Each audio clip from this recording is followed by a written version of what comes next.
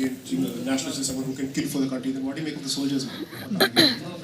Nationalism, like I am the best and nobody can beat my level. Right. Like everybody is lower than my level. Right. And patriotism is I have some level and anyone can achieve that level. That is the patriotism. Okay, fine. What do you think of Indian nationalism? Does it have a religious bias to it or not? Sir, What is currently your it seems like some events in recent past that it seems like it does have a religious biasness. Okay. Few events like which exposes our fault lies to the adversaries that they exploit Okay. at global level also. Okay. Around the 1900s, when the talk of nationalism started, was it irreligious nationalism according to you?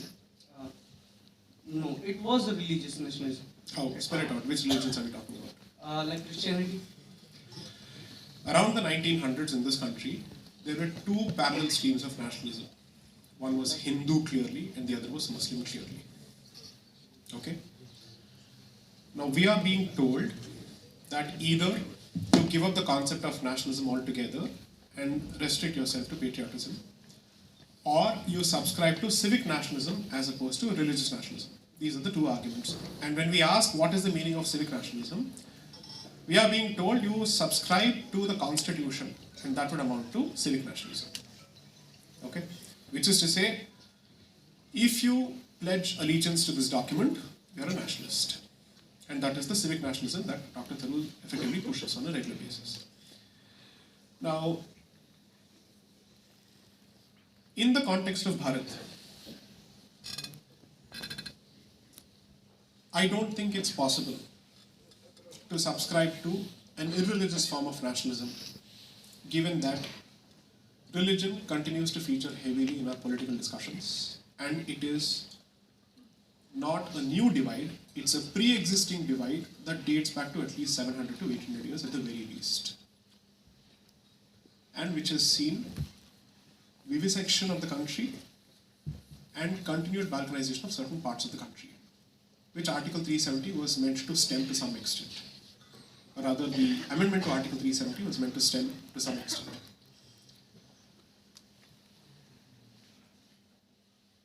I am unable to subscribe to the view that given the current state of affairs, it's possible to subscribe to a liberal form of nationalism. Because as someone who speaks of dharmic civilizationism, there is a very clear resistive component in my attitude. Not a reactionary or a reactive component, but a resistive component.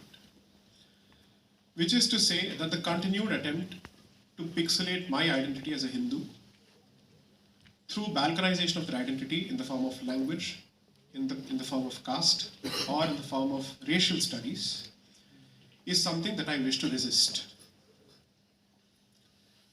And therefore,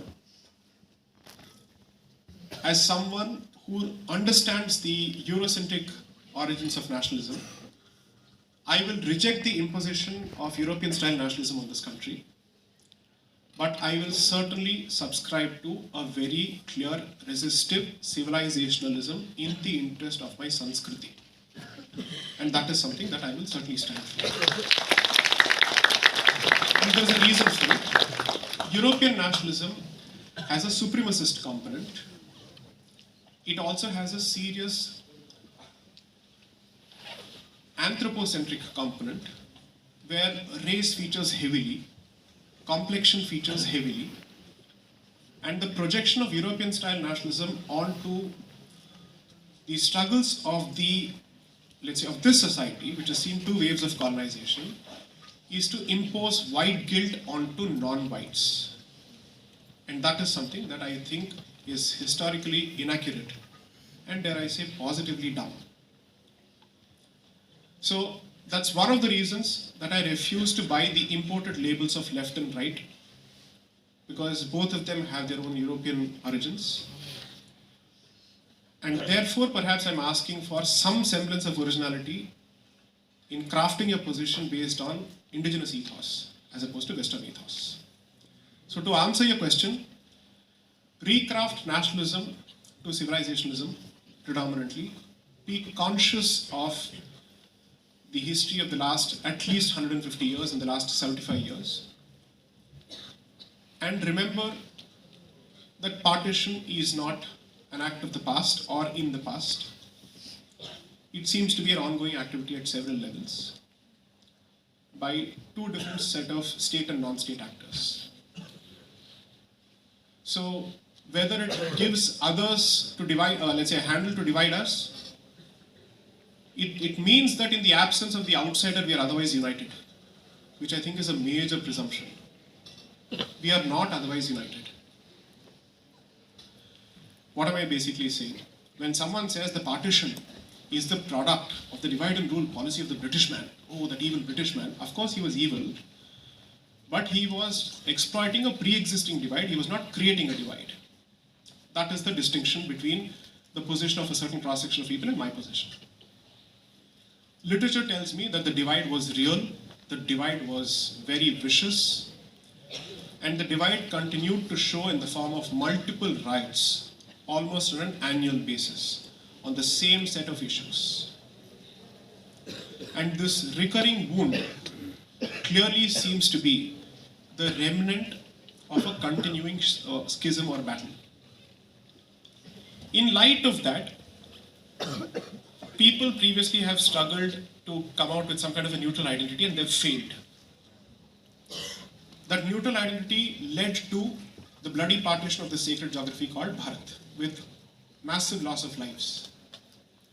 If that experiment has not succeeded, assuming it were to be undertaken by a better set of people who were supremely qualified, who were more honest, who had greater integrity, why would I assume that the very same experiment will succeed in the hands of lesser mortals?